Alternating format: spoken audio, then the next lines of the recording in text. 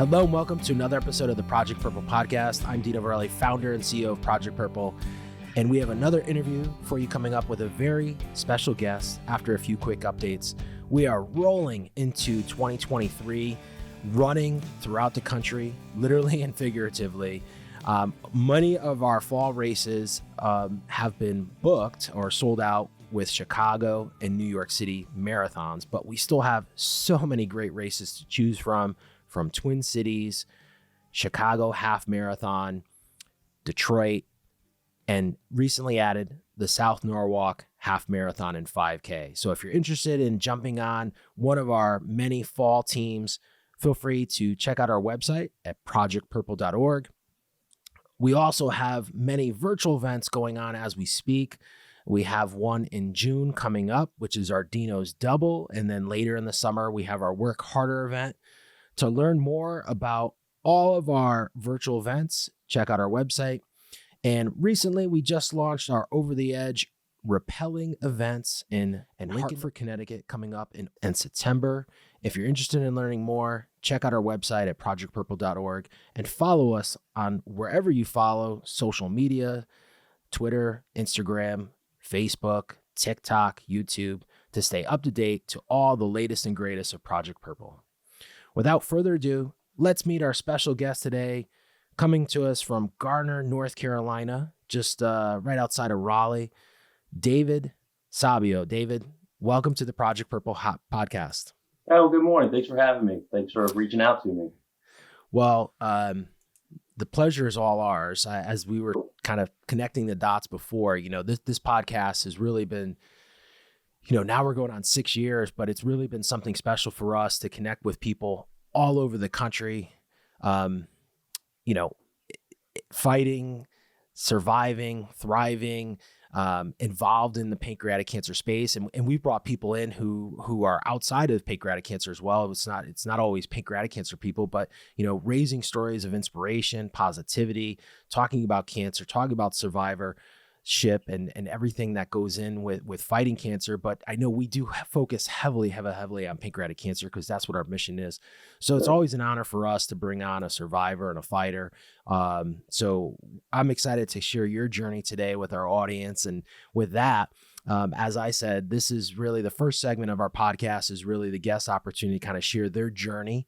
And as I said, before we hit record, you can go as far back as you want, or you can stay as high level as you want as well, and sharing that journey. And with that, the microphone is yours, David.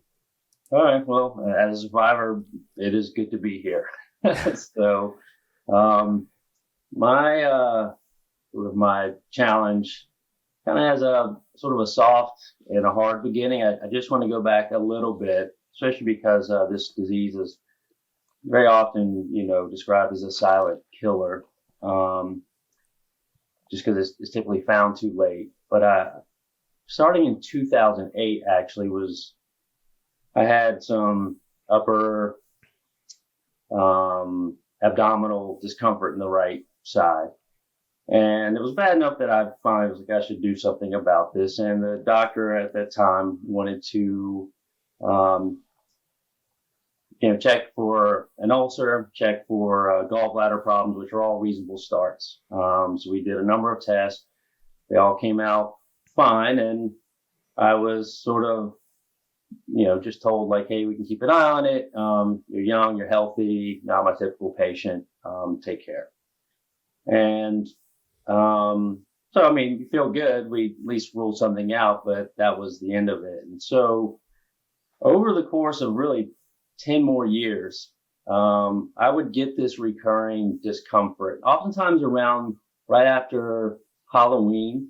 So I chalk it up to the holidays, which, trying to look at it retrospectively, maybe the diet changes a little bit. I've always been, into my health, but, there's cookies around the office, cakes and whatnot. But anyway, so it's very easy to go, maybe I'm just having a little bit of issue with a diet change. But I went to see another specialist, a few years later. Again, they're like, sounds like a gallbladder. So we test the mess out of my gallbladder. It's fine. He's like, well, you're young, healthy, not overweight, not a typical patient. Take care. And again, it was good to know that my gallbladder wasn't an issue, and that continued. I went for a few more years. Again, this discomfort came back, and I went to another specialist, and the same thing. Sounds like a gallbladder. So we test it. It's fine. And same scenario. And I said, I will never go to the doctor again for this ever. Obviously, it's nothing, because by the beginning of the following year, post holidays, symptoms kind of subsided. And again, I'm not saying this, I'm not disparaging any doctors or trying to beat anybody up. It's just, these were observations that I look at, as I look back at what I went through. But I was like, I'm never going to go to the doctor for this again. I told that to my wife, and I didn't. When it would come on, I would just sort of tough it out and move along. Well, come Christmas of 2020, I had dinner with my sister and brother-in-law and wife. We had a great time. Nice meal, a couple bottles of wine. Came home, and in the middle of the night, I was brought up out of my sleep with, just not feeling very well, nausea, a little, GI discomfort, and had a hard time getting back to sleep, but eventually sort of settled myself down. When we woke up the next day, I really felt like crap.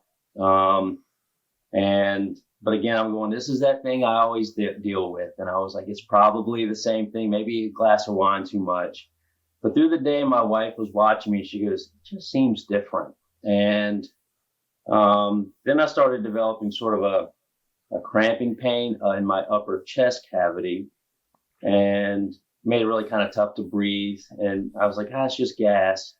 Tried taking, some remedy for that. It wasn't alleviating it. And my wife's like, you should go see a doctor. I was like, no, I'm not seeing a doctor, but it's just, you really need to. And I was like, first of all, it's the holidays. I probably won't be seen by the time I do. This will have passed again, and it won't matter. So she let it go for a minute, but again, I just felt terrible. And I said, you know what, maybe I should see a doctor. So she grabbed all her insurance stuff, started scrolling through our providers and local specialists, and she found a pancreatic specialist. And this is only because we went and Googled stuff, like, what is this going to be? Because we're like, surely it's not my gallbladder again, but maybe it was. But she found a specialist here in Cary, and said you should give a call. So I did, and surprisingly, they said, could you come in tomorrow? And I said, sure. And so I went in, met with the PA, and her initial workup was, well, I don't think it's your pancreas, because, she was probably thinking pancreatitis. So she goes, I don't think you could talk to me this very easily, but she's like, I don't want to dismiss this. So she did an exam, and then she finished with, have you ever had upper endoscopy? I had. And she goes, would you mind doing one? I said, not at all. So I spent New Year's morning at the surgeon, and we did the upper endoscopy. That surgeon came in, prior to the procedure, just to kind of talk over, symptoms. And even he thought, he goes, you present with some odd symptoms, but we're going to go in there and take a look. And afterwards, he said, we don't see anything, and said maybe, he suggested possibly like a hematoma on my spleen or something, just because now I had this pain in my chest cavity on the left side. And that had actually passed by now, and it just to inject real quick, that hindsight being what is really just a really bad case of gas, but this is one that was just so that it probably saved my life. So went back to the PA. She's like, hey, I got results. We didn't see anything. She goes, I don't want to stop here if that's okay with you. And I was like, well, that's fine. That's actually kind of refreshing. And she goes, I'd like to do some imaging. She goes, we'll do like a CT and possibly an MRI, both, if we can. And so she went in and scheduled the CT, and it was going to be for just maybe a week or so later. And in the meantime, they also ended up scheduling an MRI. So I was set to do that about mid-January of 2021. Mm-hmm. So I went the day of the CT. I'm driving, and there's a part of me that's like, I feel fine. I was like, this is probably that same thing. I was like, this is a burden on healthcare. All the stuff that run through my head. And I actually started to not go, but I knew I would take some heat from my wife if I didn't. She often said, she goes, I go to this job, so we have this kind of coverage. And so I kept the appointment and did get a result that they said they saw a spot on my pancreas. And that was, of course, worrisome. My MRI had been scheduled for a couple of days later, so I'm definitely going to make this appointment. So went to that one. It confirmed about a 2.5 centimeter spot on my pancreas right at the neck, right between the head and the tail. And so at this point, my situation was elevated where I did meet the pancreatic specialist. He goes, we're going to do an endoscopic ultrasound. And while I'm in there, I'm going to take a biopsy. So we did that on January 18th, 19th, I think. And, he talking with my wife later, he was like, I don't feel really good about this, but we're going to go in and find out. So we did. I was working the evening of January the 20th. I was working actually in the evening. And while I see an email pop up that says, hey, new results in my chart. And I at first just kind of dismissed it because I was busy, but then, and then I thought, I should take a look. And then I was like, no, I don't want to see that, because, I'm already worried enough, even though there's this part of me going, oh, maybe it's just some weird anomaly. But I worked for about another 20 minutes and just like, I can't stand it. So I opened my chart. I go to the results, and Christine can hear this solemn F-bomb from my office. She goes, what is it? And I was like, I have pancreatic cancer. And she rushes in. You can see the worry on her face. And she's just kind of staring at me, I think wanting me to do something. She goes, well, don't you have a reaction? And I was like, I don't know what to feel, because in my head, it's like, I'm going to die. Alex Trebek, was still a fairly recent thing. My best friend's mom had just passed away from pancreatic cancer. And so I'm just overwhelmed with these thoughts of, I can't believe this, and it's all over. So the next morning at work, I kept waiting for the doctor to call. And by noon, I hadn't heard anything. And so I said, well, I've got it. Even though I know what it is, I've got to hear from somebody. So I call his office. I get his nurse. He calls back immediately, very apologetic. He goes, I didn't even realize the results that hit your my chart. He goes, I'm sure that was pretty tough, but while I have you on the phone, let's talk.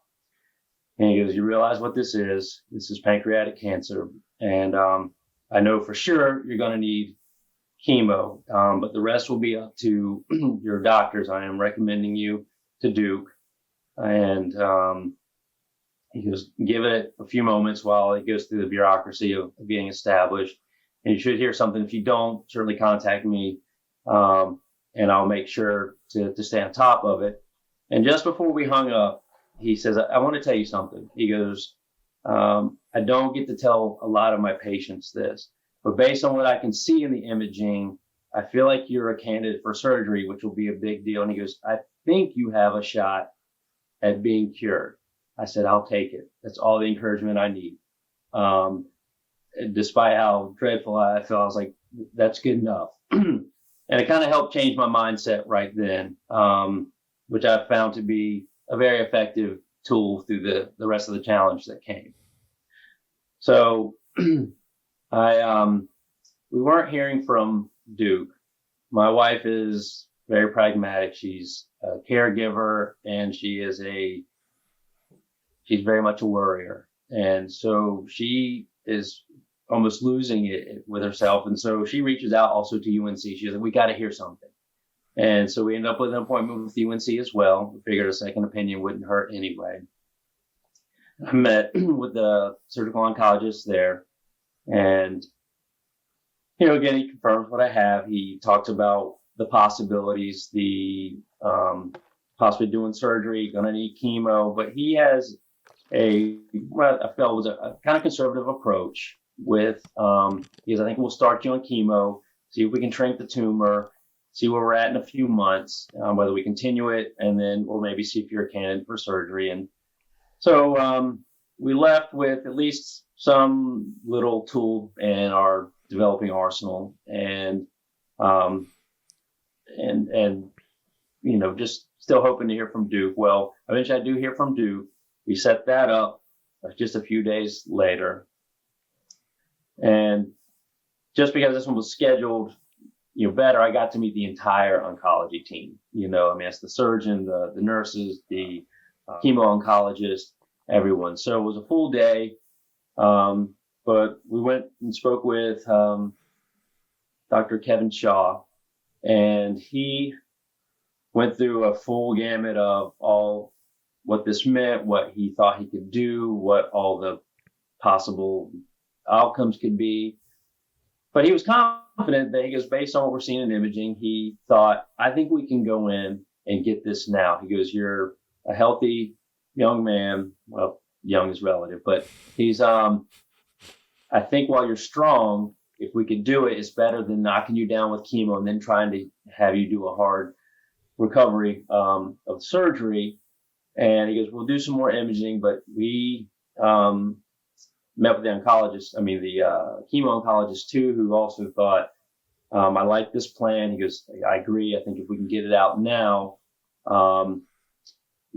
we'll take better advantage of your current situation. So we go home. Obviously, me and Christine are weighing two very different opinions. One that's very aggressive, and let's do it now. Another one that's like, let's kind of approach it more subtly. And you're kind of hoping for one solid answer.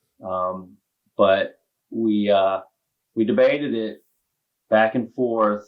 But Christine kind of eventually asked, how do you feel? I was like, well, there's this kind of feeling of like, just get the alien out of me, And I said, I know it's all scary regardless of what we do, but I feel I like the idea. I like the more aggressive approach. I want the tumor out, and especially while I can apparently take advantage of recovering better.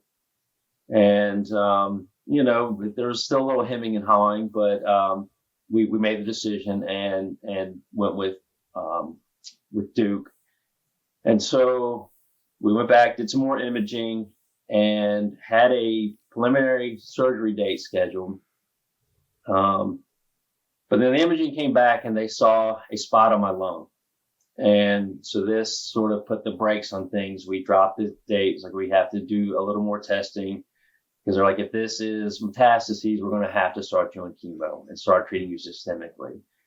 So this was we were a little crestfallen here, and so we did the extra testing, and we were waiting for results. And in fact, we were at the lawyer's office updating our wills and whatnot. And the phone call came, and nicely, it was actually my surgical oncologist. And he goes, I have great news.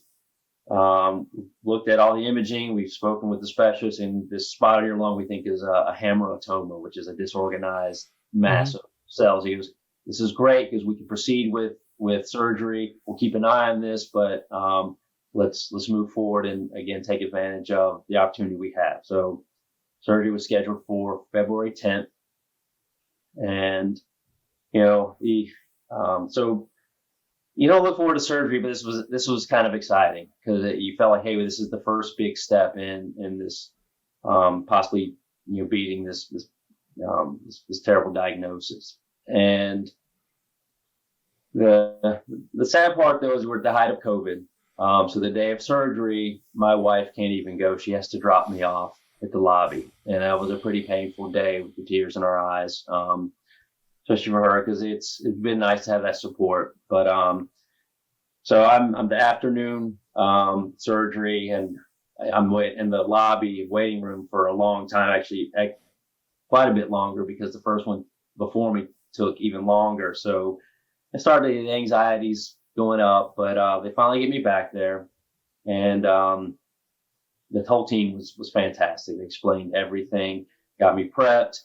And I felt pretty confident under the circumstances. And I mean, at this point, there wasn't really any turning back anyway. So, woke up later that evening in my room, sort of a little bit out of it, but I remember them saying, like, movement is a good thing. And so when my nurse came in, as I woke up, I said, can we do a lap, around the halls? She's like, okay.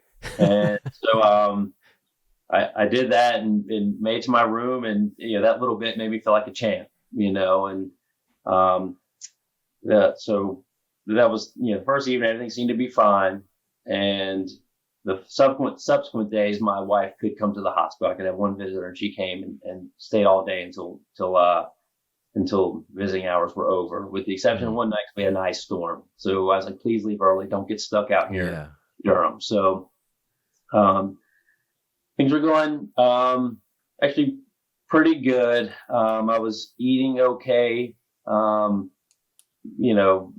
That they're really, obviously big on make sure you get your nutrition. I would pick at my food, but I also knew it was important. So I would get down what I could. And I do remember, this is maybe a funny aside, but I would like to tell, first of all, my wife and just all the caregivers that you have in this, you take full advantage of it. But I remember there's a point when they have to take the epidural out. And what that means, you also have to go urinate on your own. So we finally decide to do this. And of course, the urge comes on to urinate, but I'm still kind of dead feeling, and I can't. But, it starts to get full. You start to almost feel in pain. And so I was like, I need to try. And I must have stood at the toilet for 5 or 10 minutes. And I asked, this kind of called to my wife, Christine, and said, will you do me a favor? I don't know if you remember that old prank where you soak someone's hand in warm water. So she fills a little tray with warm water, and for 30 to 45 minutes, but it worked. And she stood there with me while we did this and sort of coaxed it out of me.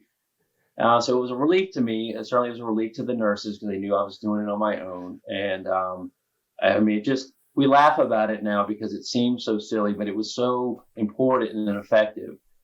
So I throw that in just to sort of give the humanity of this kind of situation. So I had to stay in the hospital one extra day because I ran a low grade fever, but it was nothing much. That was good. I got to go home. I'm certainly glad to be home, and got situated, here in the house, with the, all the amenities I would need to handle this. And things generally were going okay. But one evening, I started to have a lot of discomfort right in my midsection. I mean, it was very painful. I couldn't rest. And I was in my chair. It's kind of one of these anti-gravity chairs. It was very comfortable. And I'm trying to sort of fall asleep. But my wife just said she's like, I was audibly moaning. And I just felt terrible. And she's calling the hospital. It's after hours. They're like, well, we'll have someone in the morning. Just please make another call. And so we did. We got in touch with someone the following day. Had to go in immediately. They had an idea. They did some imaging. And unfortunately, my drain wasn't catching all the fluid. So it was building up above my stomach and I guess pressing on my diaphragm. And it was wildly uncomfortable. I mean, it was one of the worst nights of my life. So they set up a quick surgery where they sort of put the stent in my stomach where it would drain that fluid basically just into my digestive system. And it was immediate relief. I mean, it was fantastic. Despite having to go through another small procedure. And I had that for about 4 weeks, while I healed. So in the meantime, I'm meeting with my chemo doctor and starting to get prepared for that. And because I was going to start, I think at the beginning of April, they just wanted to make sure I had sort of gotten through the hard part of the surgical recovery. And again, I did actually quite well. I guess my health actually contributed to that.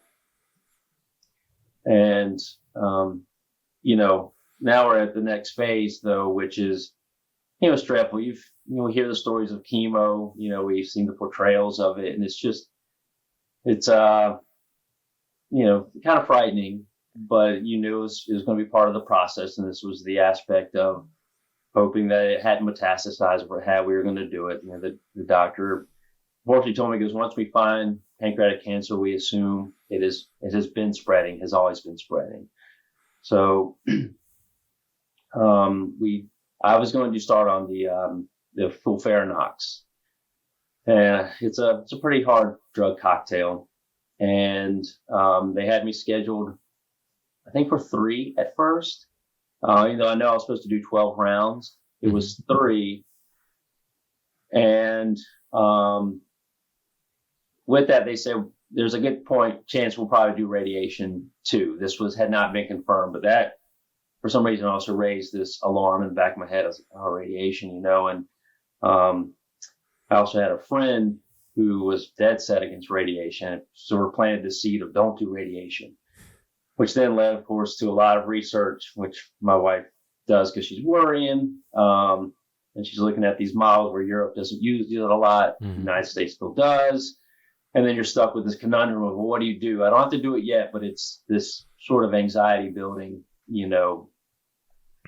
So, but I start chemo, and it's, first round it's hard, but it's not that bad. You kind of think, hey, if it's like this, I should be able to handle this quite well, but it is cumulative. The cold sensitivity certainly is an odd side effect. You don't really have much say so in. It doesn't, just because you don't perceive it as cold doesn't mean your body doesn't. So that was something to get used to, and you start sort of finding the precautions with things you touch. Certainly, you drink, everything had to be, room temperature. I had one time where a beverage was too cold and it felt like my throat was seizing up, and that's a very alarming feeling. And found out there are some stories where that actually, even though it's not quite psychological, it's not like you're really seizing up, but it creates a lot of panic. My oncologist told me about a person who had ended up right back in the ER after leaving therapy during a cold day, and before he made it to the parking lot, the cold air coming in was. So I was like, oh, so this can be serious. The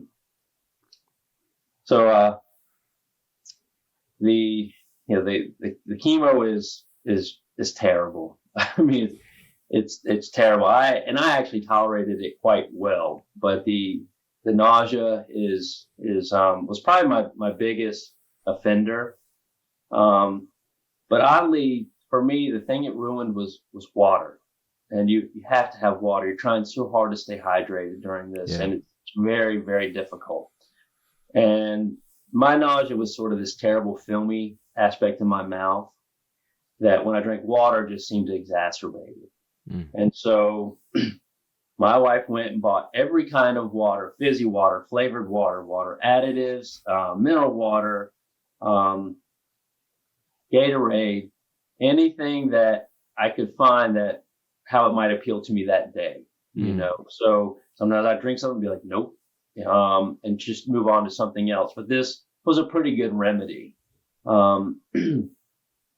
So I started trying to find like these little chemo hacks. I had nurses that gave me wonderful information that made a big difference. I was very fortunate. I never vomited.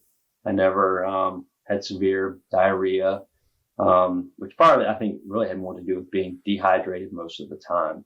But I was very fortunate. I didn't have any additional discomfort like that came with it.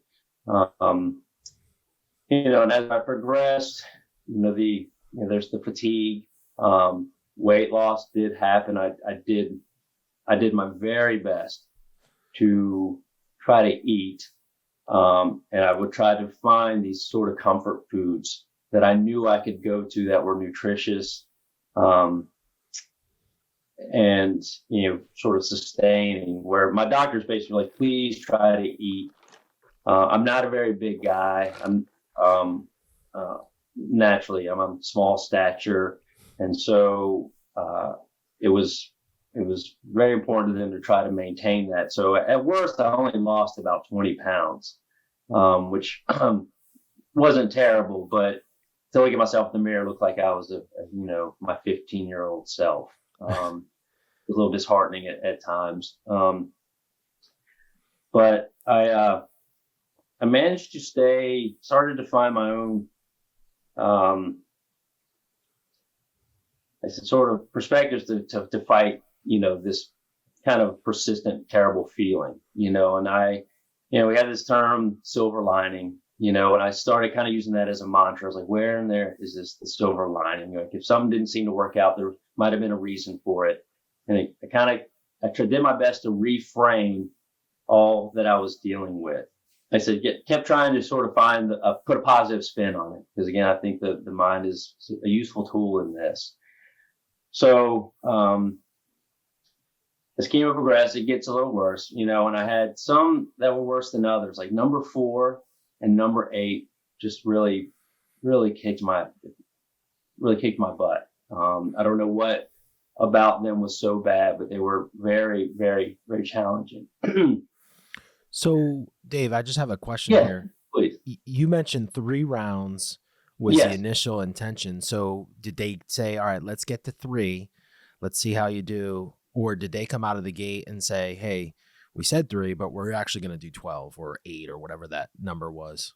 Yeah, I'm glad you asked us. This is probably a good way to step back. So it was 3, and that was odd to me. I didn't realize how severe this was because I was thinking, I didn't, of course, everyone responds the way I do, which obviously is not the case. And I had some people who couldn't even do the first round. It put them in the ER, and I was like, oh, this is serious.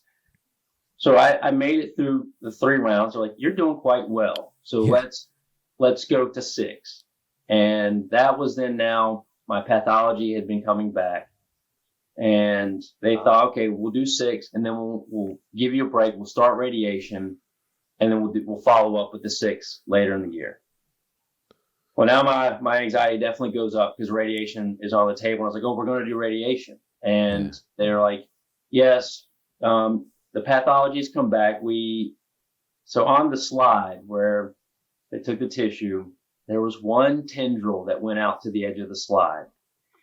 And so they're like, we don't know where this ends. Does it end here? Did it end where we put the staples when we go to do the surgery, or did it go a little beyond that? And because of that, you err on the side of caution, and they gave me a positive margin. So the idea was, hey, we're still treating you systemically, and then we'll do radiation to hit that area, kind of scar the surgical area, and hopefully kill any cells. Kill all the cells, So in the meantime, now I do meet with the radiation oncologist, and it was very, like I said, it was a very clinical talk.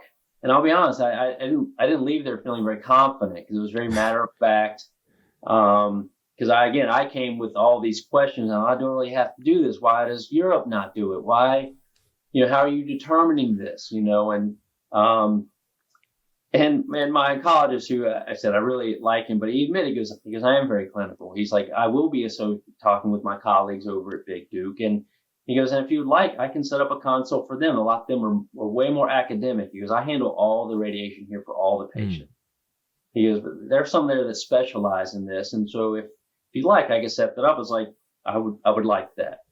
So and he did. He followed through. I had a meeting with one of the academic oncologists out there, and so we drove out and meeting with her.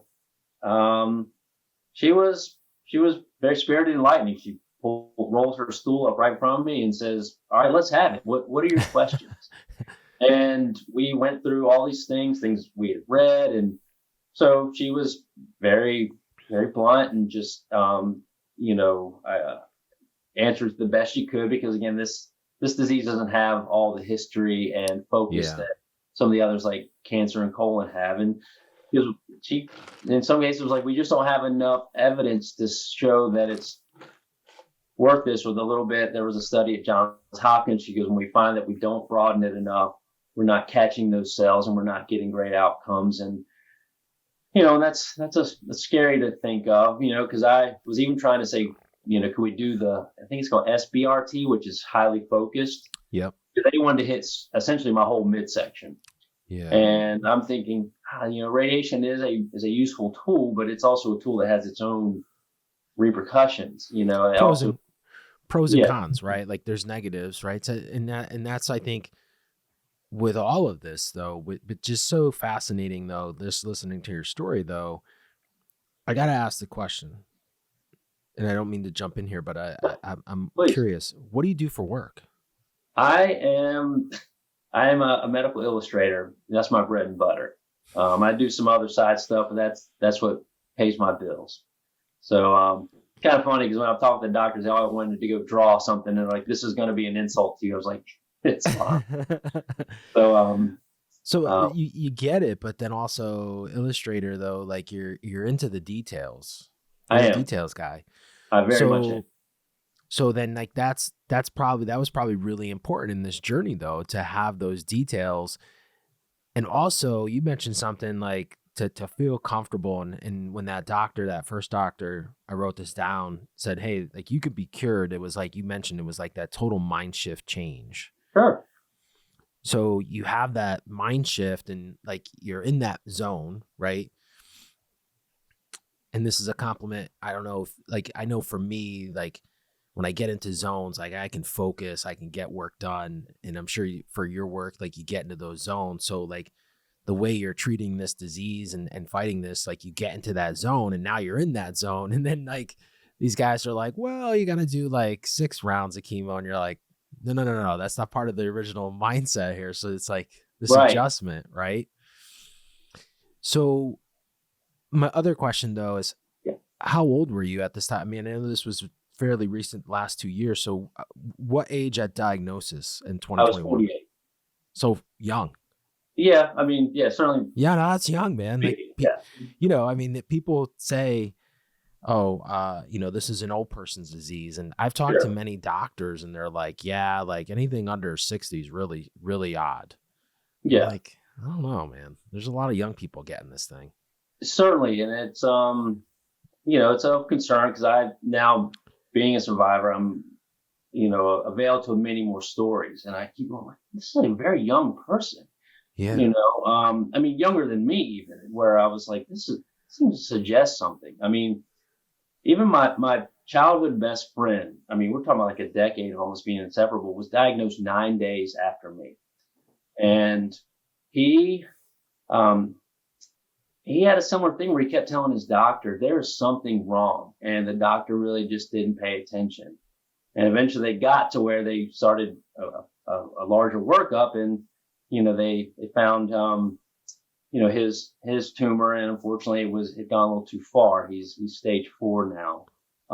But he's doing quite well. We stay in touch and just. So this is not the childhood, your best friend's mom who passed away. No, my friend. Which makes us wonder, was there something in our own environment in the area?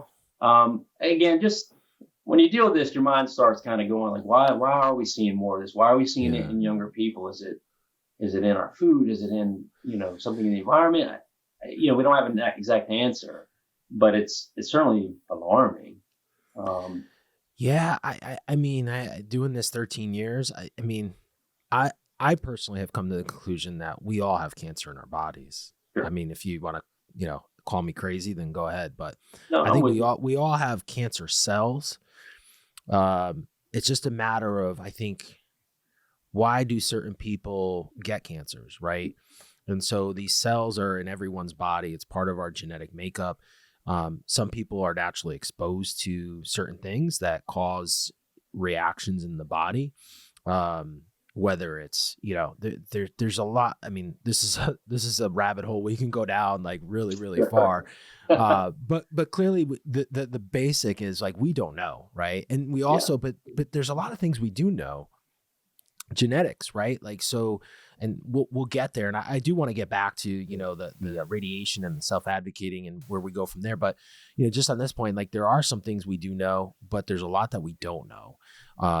But that's the good news is there's so much happening in this space. Like just in the last 3 months, there's been some of these major studies, as we record this, last week there was this vaccine trial at Memorial Sloan Right. Kettering, and they've been working on that for a while for all cancers. But I think, clearly the pandemic has kind of slingshot some of that outside the box thinking, with some of these medications and drugs and delivery of these drugs and how they get delivered. And, that's been really exciting. So there's a lot of great stuff happening. We just need more of it, right? Like this space deserves we're like that baseball team or the football team, whatever analogy you want to use. We get to the Super Bowl or World Series every year, and we've been losing like in that last inning, the last minute, like the 10 consecutive years. Like we just can't seem to get over that edge and win the big game or get the big development, and that's where, awareness and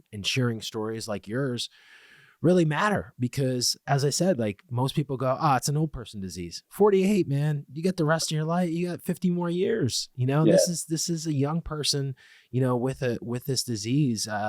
So, it's important to share these stories.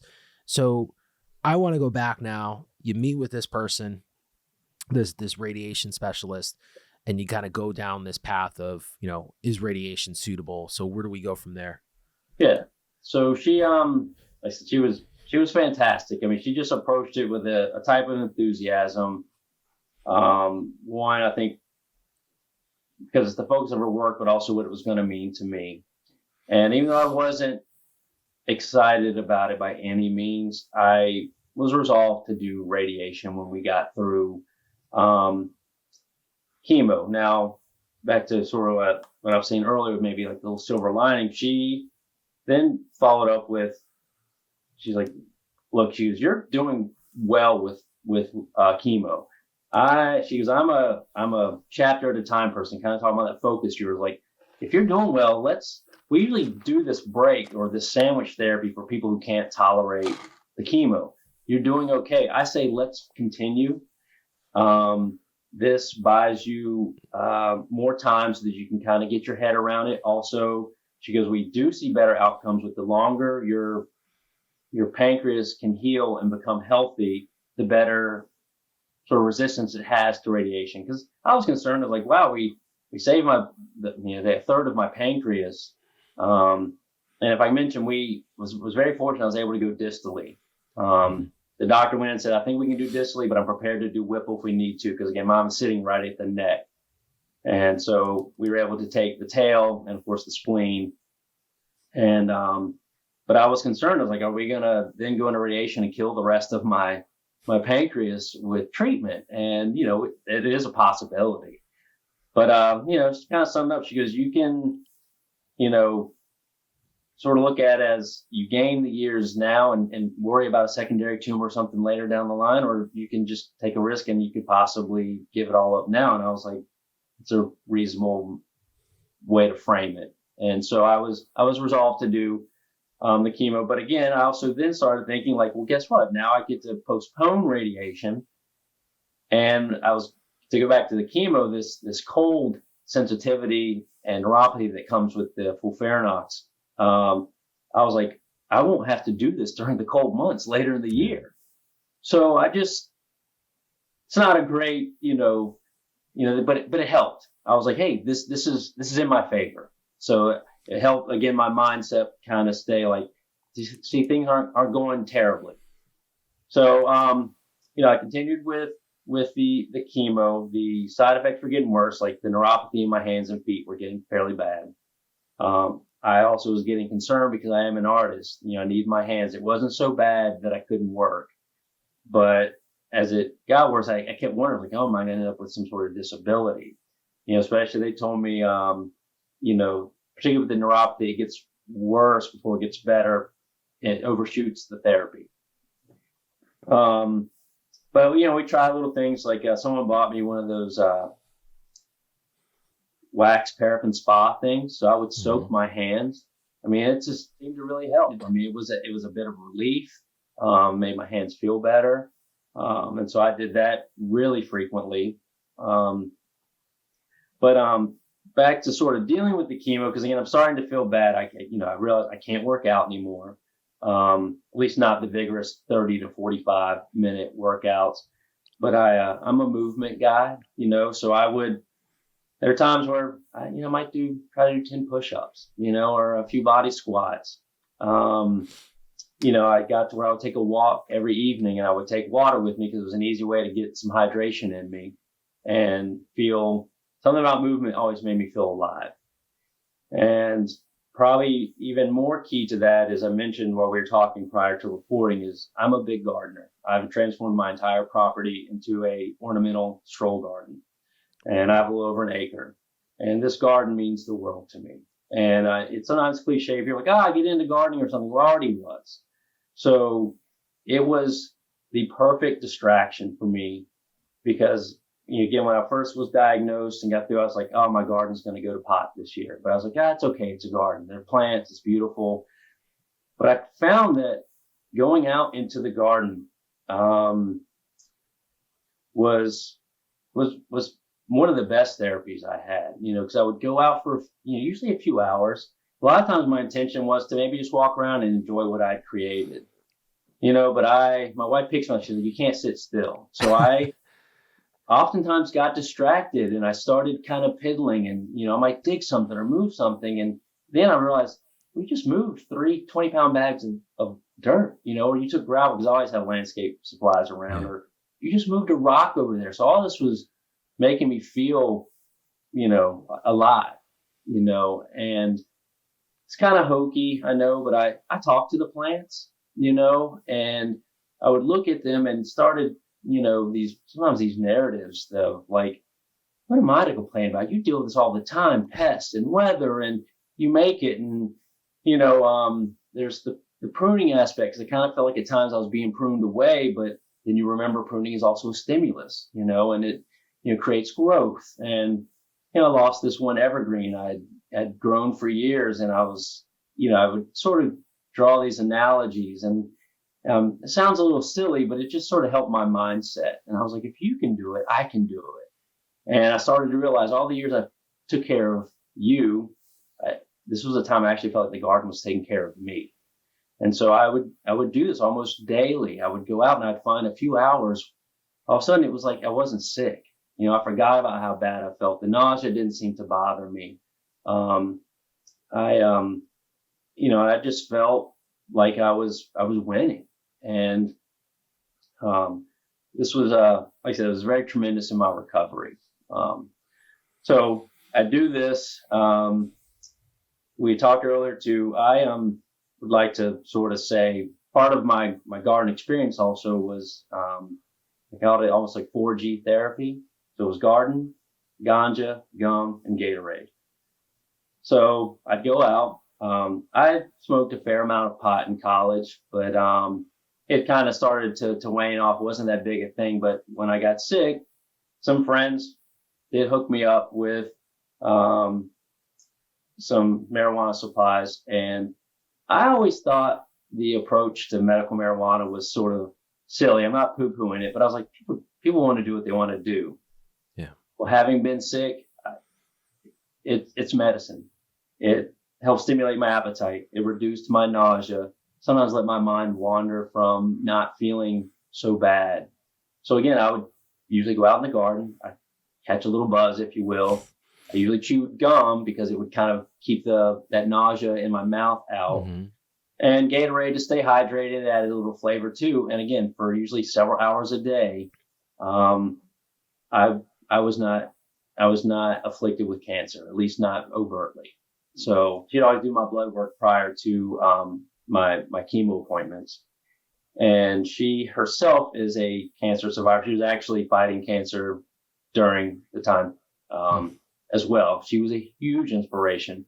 She was always very candid with me. And even though I had had this consult with the oncologist out at Duke campus, I brought it up with her one day when we were doing the blood work. And she said, you do whatever it takes to beat this terrible disease so that you can go on living the life and being with the people that matter to you. And I took that to heart, and it kind of helped solidify my sort of courage with radiation. Now, with me, the radiation took another spin because fortunately, my wife's company paid to have my results read by a pathologist at Sloan Kettering. And this is, again, part of the industriousness of my wife, because she also reached out to a pathologist at the Mayo Clinic after reading an article and paper, and he also was willing to read my results. And what I did get was a congruent path of treating this, and they all agreed they keep up with the chemo. They all agreed radiation was necessary. But the pathologist from Sloan Kettering, he's kind of a big wig. Even my oncologist was like, oh, that guy is big in this. He's writing lots of papers. He's doing some really deep work. When he read my initial treatment from Duke, he said, this is not adequate. He's like, I would recommend, and said, so they want to treat radiation with 50 grays, I think is the unit they GY. Mm-hmm. He said, this is not adequate. He goes, you get one shot at this because, I've received my lifetime dose.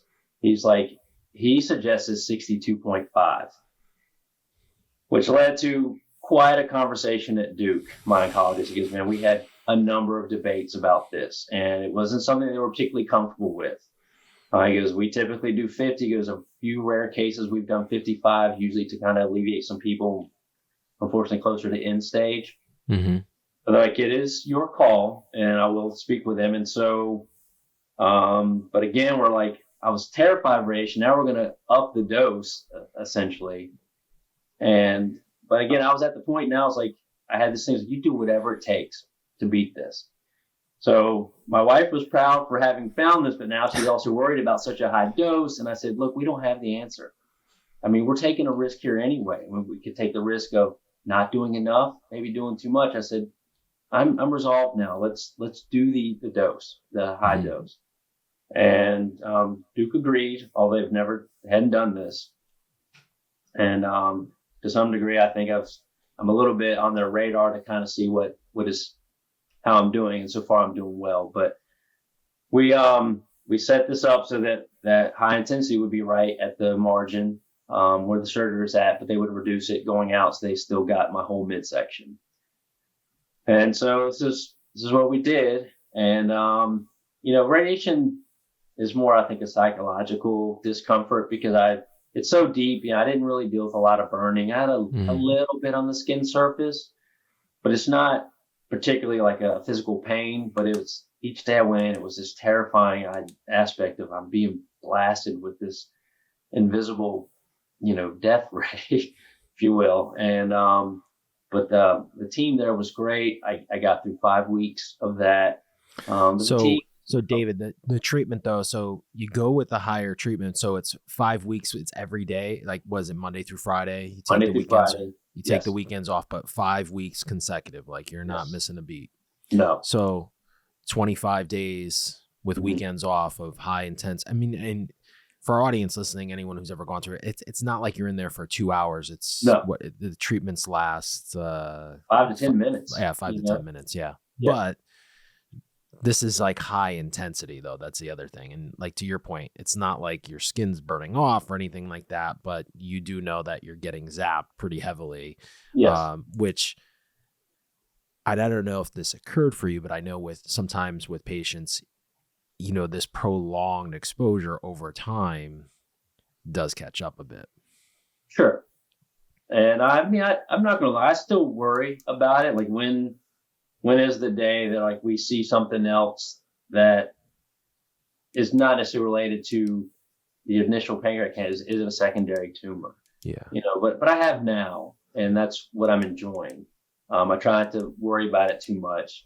I was talking about the radiation though. So like in terms of like side effects, like that prolonged, like similar to the chemo, it's like this cumulative approach. Yes. So like that first week of radiation, boom, we get through it. But over those 5 weeks, it gets harder and harder. Did you experience stronger fatigue in week 4 and week 5 or any discomfort? Yeah, it was definitely, fatigue was probably the big thing for me. And again, as much as I kept wanting to get back to recovery and normal, it was hard. So it was, I kept up the things like the walks and stuff that felt like a reasonable amount of exercise and sort of gave me that sort of lively feeling, but I was pretty drained. But I still also would get out in the garden because again, it was enough to kind of take my mind off of it. Yeah. And sort of push through. But it was definitely pretty tough. And I, again, had moments each time while I was in the waiting room of just, oh my, it was in my head that the anxiety would just sort of rattle around. Cause I'm like, when is it too much? When do we cross the threshold? And it just got to where I do feel like in this, despite how positive, you're going to have dark moments, and I think you should feel them. You can't. I don't know that you can ignore it, or if it'd even be healthy to ignore it. It's just my thing was just don't hold on to it. Yeah. So when you feel it, something, even if it's a physical aspect or something leads to you ruminating about it, it's like I just sort of go ahead and have it, and then try to go back about business. But fortunately, they also, with the radiation, they gave me, I think it's Xylota, Capsaicin maybe. Yep. Surprisingly, that was a pretty tough chemo. The idea was that it sensitizes the tumor area to receive the radiation, but because that was daily, that caught up to me pretty quick. It knocked my immune system way down. That's the oral. Yes. Pill, correct. Yeah. So you're taking that orally along with combination. So that had its own kind of different kind of nausea. But when they did my blood work, they're like, we actually, they took me off of it towards the end. They're like, you've done enough. I think we're doing well. Yeah. Because they were like, you really need to, again, we're at the height of COVID. So it's like, please don't go be around anybody. Help it. And I was able to. Again, my employer was great. I worked at home, exclusively. So that was not such an issue. I could very easily stay kind of protected. So I got through the radiation, ended around the end of November. I had my next CT December 9th. And you can imagine the anxiety and the anticipation sitting there. And as we went through it, they bring up the scans and like, we don't see anything, and they declared me cancer free. And that was, it was a huge day. And it just felt like, the weight came off, it was such a wonderful feeling, that, I'll never quite be able to describe it. It was very, uplifting. So if I look at the timeline here, I've been taking these notes. So you have like this endoscopy 21, 1/18/21, you get the diagnosis, and then December 9th, you have that final scan of 21, and that scan, everything in between here. So in a year, you go from the distal to, okay, you're going to do 3 rounds, 6 rounds becomes 12 rounds, then the chemo, the radiation, and then the oral. So you go through all this, and in 1 year, you get the kids free, diagnosis that it's gone. But then also, let's back up a bit. This is during that COVID year where hey, you're doing all this by yourself. And that's just crazy because I know we've talked about this at length on the podcast with various guests, and just I know you mentioned it. And, we were saying before, I was just at Duke about 6 weeks ago. And so when you said hey, your wife just let you off, I can envision the lobby, being there, you just walking in by yourself, waving to your wife. So it's just so powerful is my point here, David, because I know, the pandemic impacted everyone. And I don't know if we'll ever really understand the general public and our community, how people who battle this disease, how it impacted them. Mm-hmm. And it's just crazy. And it's something that was not too long ago, but in a way seems like it was so far, before, right? It feels like it was 20, 30 years ago. I know people don't want to talk about it. It's so crazy, right? But we've got to talk about this. This is, and the way we got to talk about it is just imagine what you went through from that mental roller coaster, not even your wife, but you as that patient going in and just waving goodbye. And it's just crazy. So it's just so powerful to hear and just amazing. your journey here. So thank you for sharing that with us. I got a couple questions here for you. When, and maybe you'll get this as an illustrator. When I do these interviews, I have this these notes, and I took 2 pages of notes here. Okay. This happens a lot.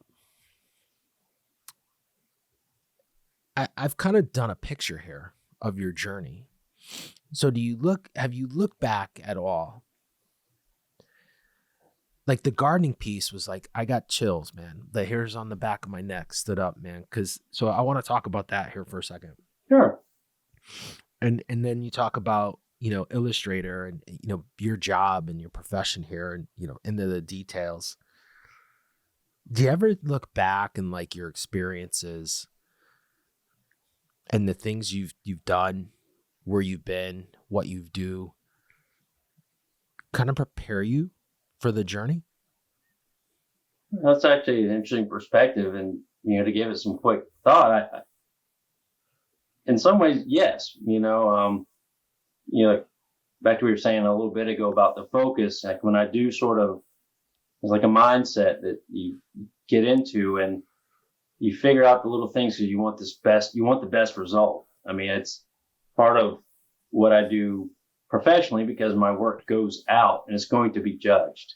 Mm-hmm. And my garden, even though it's my refuge, it's a reflection of me. And I do some tours and open it up to people at times. And I wanted to have this, there's a refinement to it that I would like to be there. And I can accept the imperfections because I realize life is not perfect. But there is a type of focus, and I want to have all those details addressed, as well as there's a lot of problem solving that comes with that. It's about you gather all the right information so that you can make the best decision, because you're going to have to make a decision. Even though I'm very thankful for all the people that are a part of this journey, and you should definitely maximize them. But ultimately, it's your fight. It was my fight, regardless of any opinions or whatnot. I had to eventually come down to the decision. And so generally I wanted to sort of gather all in front of me, assess it all, and try to get the best outcome. And so I would say that was, it's a very meaningful question. I hadn't really thought of it that way until you sort of handed it to me that way. And it's funny because I journal also, so I have all this documented, and it almost makes you want to go back and read this year now to see sort of what was kind of pouring out.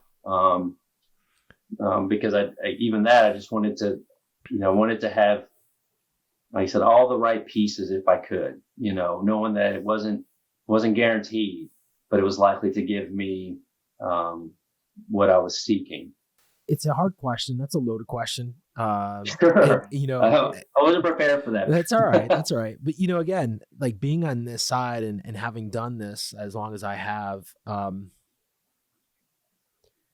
this is something that I could have never imagined, like when I had this idea of starting a podcast, but to be able to see this thing from my perspective, and maybe I'm just that crazy and no one else is here and no one else understands what I'm saying on the other side, but it's just fascinating to me, man, because like you talk about your garden and the peace and the tranquility and the relation of the plants. Like you said, hey, you were taking care of the plants, and then now they're taking care of you through this journey, and how that, and I go back to this mental piece, right? Because we've talked a bit about this, like the mental part of this fighting cancer.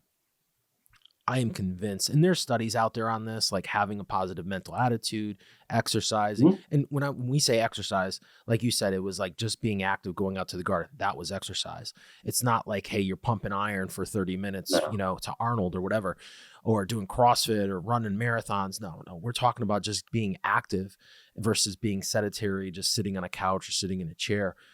And then you talk about, your work's profession, your life's profession, and how your mind thinks, and these just little things in life that at the time when these happen, we don't think that these are big issues, but there's a saying like, right, like our subconscious mind drives our conscious mind, and 99% of our decisions are made by the subconscious. Like, why do people put on their right leg first with their pants versus their left leg? Right. Sure. So, but if we have these subconscious things in our mind, like in our brain working for us already, like getting this diagnosis, nothing changes, right? Like that subconscious mind kind of takes over because we've been doing this way. And to me, that's really, really a little freaky and fascinating, because like I'm with you. those things we've been doing those things. And then this thing comes along, we're on this journey, and it's just like, it's like plug and play. And those are the differences between being here and being here, you know? And so I'm just fascinated by it. And it's just something that I guess I see, and maybe I'm just a little crazy and I'm out there and no one gets what I'm saying, but it's just kind of food for thought here. Oh, no, I'm with you. You understand it here. And another thing that I came up with here, and this just recent came to my mind, and then I wrote it down here, and something else that I just read recently, but go back to, you guys consult with this doctor from MSK on this radiation piece, and he says 62.5 is where you got to be. Duke is saying 50. Have you ever thought of it? That's like a clinical trial. Like, they've never done this. So, right. And where I'm going with this is, like, I just mentioned this vaccine trial that came out. Those 16 people are putting their life on the line for everyone else in this community. You decide, like, hey, you know, everyone there is saying, hey, man, 55 is the max we've gone. It's kind of like Top Gun analogy, you know. Tom Cruise is trying to do Mach 10, and then he pushes it to Mach 10.2. Right. Plane blows apart. He loses consciousness. But here you are saying, hey, let's go to 625, you know, but Duke's saying, hey, we've never done that before. So have you ever thought, like, you know, I mean, and now you did mention, you know, they're studying, you know, making sure they want to see. So, like, you're taking one for humanity, I guess, in that, David. Again, I hadn't really thought of it that way, because, again, it was a self-interest. I'm just trying to live. Yeah. I hadn't really thought that in some ways, inadvertently, I was giving back. This might maybe help revolutionize some treatment. I'm sure it might be specific to people and where they are in their health. Yeah. I hadn't really posed it as like it was like a clinical trial. I was willing to take this risk, despite even some of the warnings from my actual doctor. You know, at this point, I don't know what lies on the road, but I am glad I did, because I'm here and I'm thriving now and enjoying all the things around me. And I'm now hearing this, maybe it might make a difference for somebody else, you know, which is the one thing I've kind of hoped I could do out of this. I'm very thankful for all the specialists out there, but, you know, you realize when you go through this, all the little small contributions from, you know, your friends, you know, family. Like I said, the nurses were champs, you know, so, on that level. So from maybe a technology standpoint, yeah, I took one with the radiation to go, hey, this might help someone else. And so, it's nice to hear. I'm glad you put it that way to me. It's pretty special stuff. I got 2 questions left here for you. Sure. I wrote something down before, and I don't know if you ever thought about this, but, you know, you've become kind of like the ultimate self-advocate in your journey, as I would kind of sum this up. If someone said, hey, 2 words, what was David's journey about? It's like ultimate self-advocate, because you think about, you know, constantly asking questions, that mental mindset. What advice would you give someone listening to this that just got diagnosed? Like, and I know that's like a really loaded question, and it could be, you know, a couple pieces here, but, you know, if you had to pick a couple pieces, even that, you know, what would you say to someone, you know, in terms of, given your experience, what you went through personally, how would you answer that question? You know, someone just diagnosed, what advice would you give them? One thing I will say is, as we mentioned, it is personally, it's your fight. But I was very resistant to all the help that people wanted to give me. Because I was like, nah, I got this, and it's me. Take advantage of whatever anyone wants to do for you because it's going to make a difference. And they all do it in their own way. It's not, there's the people that are very hyper vigilant and do these array, but sometimes these little small things. And I had to kind of learn to accept that because the first couple of months I was fighting. It's like, no, don't bother them with that. I don't want it, I got this and it's just me. Well, the thing is, it is just me, but it affects everyone around me, that is in any way sort of close. So I would say certainly take full advantage of that. But at the same time, don't use it as a yardstick to measure people because you could be wildly disappointed and that would be unfortunate. But certainly take advantage of those around you. The other thing I've told people, because I've had a few people reach out to me through my Instagram account that I didn't anticipate, is like I said, you're going to feel terrible. It's just, I don't think there's any way around it. Even if you do well, you're going to feel terrible. So I say find those distractions that work for you, whether it's time with friends, because even despite COVID, we made it work. We had little driveway get-togethers. My garden, like I said, it was huge for me. It doesn't have to be that. Like if you have a hobby, I would say lean into it, because these are things that are going to take your mind away so that you're not focusing on sort of just kind of how bad you feel. Like I said, I'm also an artist. I went and bought all these art supplies thinking, because I'm like, I'm not going to be able to barely get out of a chair. I'm going to feel terrible. And again, it would have been a fine escape. And I did do plenty of that while I was sick. But to me, it was the movement. I found it very, very gratifying and helpful. But the point is like, I constantly was like, I need a distraction. Even my work, my employer backed off big time and was like, hey, they're almost tiptoeing around me. He's like, no, give me the work. I mean, I did this whole series of illustrations. That was probably some of my best work. Wow. Because I was like, I need this because it gives me something to do. It's a purpose versus me sitting in my chair going, I don't feel so great today, or the nausea is killing me, or my hands hurt. Well, I didn't really notice my hands hurting when I was busy doing my work, So I'd say, like I said, find the distractions, whatever it is, whatever's meaningful for you. Those are going to carry you through because you can't will the disease away, but you kind of will yourself through it. And those are powerful tools, I think. It helps your mental mindset. It's powerful. Last question here, and then we're going to give our audience an opportunity where they can connect with you. But last question, I always preface this by saying it's a loaded question. There's no right or wrong. Sure. Given your experience, how do you define pancreatic cancer? Your definition of it. I mean, immediately, because even when I write posts, I'm like, this it's just a dreadful disease. Just to hear it, cancer in general always evokes, really, really heavy, sad feelings. And then this one in particular, because it has such a terrible reputation, it just seems weightier. And I don't want to discount the other ones. It sounds like a death sentence. Mm-hmm. That was my initial reaction when I got it.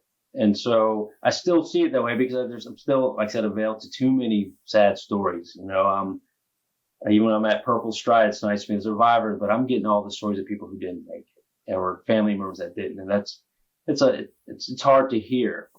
And, so ultimately it's just this dreadful disease, but at the same time, I feel like if we can catch it, which hopefully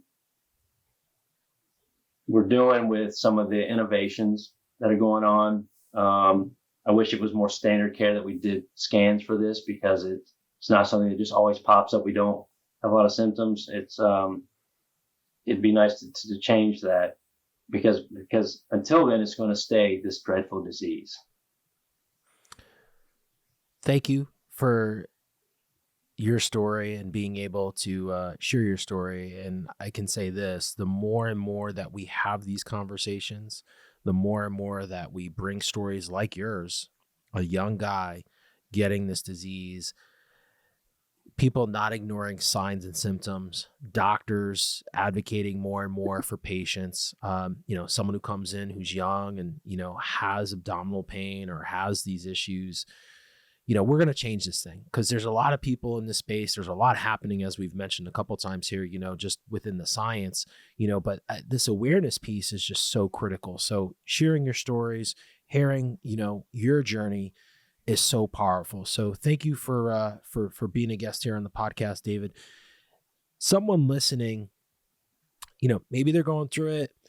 Maybe they have someone in their family. Maybe they just want to kind of follow your journey, maybe learn about gardening, illustration, whatever you post, or wherever you are. Where's the best place for our audience, for someone to connect with you?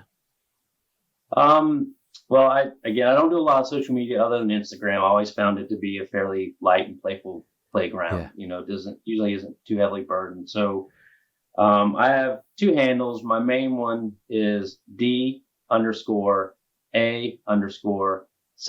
That's SAB as in boy IO. That's my main account, which is mainly the garden, a little bit of my illustration and some cat stuff, but mainly the garden.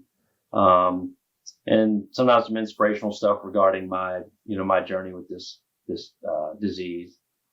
I have a second one, which is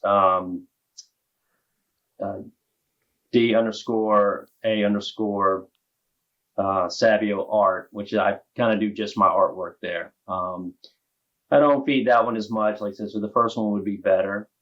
But again, I'm open to questions. Like I said, I unexpectedly had a number of people reach out to me this past year by stumbling across my story, and I do my best to have been able to. I'd like to think I counseled them fairly well. And again, there's lots of little tricks, you've learned through this process. So anywhere I can give back, I'm more than happy to, whether it's actually direct contact and information, or if it's just to see the stuff I do and it's inspirational, to see me continuing to do the things I love. I love it. I just went to your Instagram post here and I see like there's a lot of purple tonals of the flowers. So you're on the right path here. Yes. David, I appreciate you coming on the Project Purple podcast and sharing your journey. It's an inspiration, and this is why we do what we do, why we get up every day to continue to raise awareness and support families going through that journey. And I make a promise here, the next time I'm down in the Raleigh area, I want a tour of the garden. I just love. You should. I just love that. And I just think it's so awesome, man. And I appreciate your openness and honesty to share your journey. And I know someone on the other side of this is listening and going to be inspired and hopefully help them through their cancer journey. All right. Well, you're welcome. And thank you for letting me tell my story. I don't bring it up a lot, because it's not, there's a part of me that wants to kind of put it behind me, but it's something I'm certainly not going to forget. It has certainly had a huge impact and changed my life. So, and maybe I can help change someone else's for the better. It's been an honor. Thank you for listening to another episode of the Project Purple podcast. If you like what you hear today, feel free to share this episode. Make sure you follow us wherever you listen to podcasts. Make sure to follow us on YouTube. Till next time, please be safe. That's a wrap of another episode of the Project Purple podcast.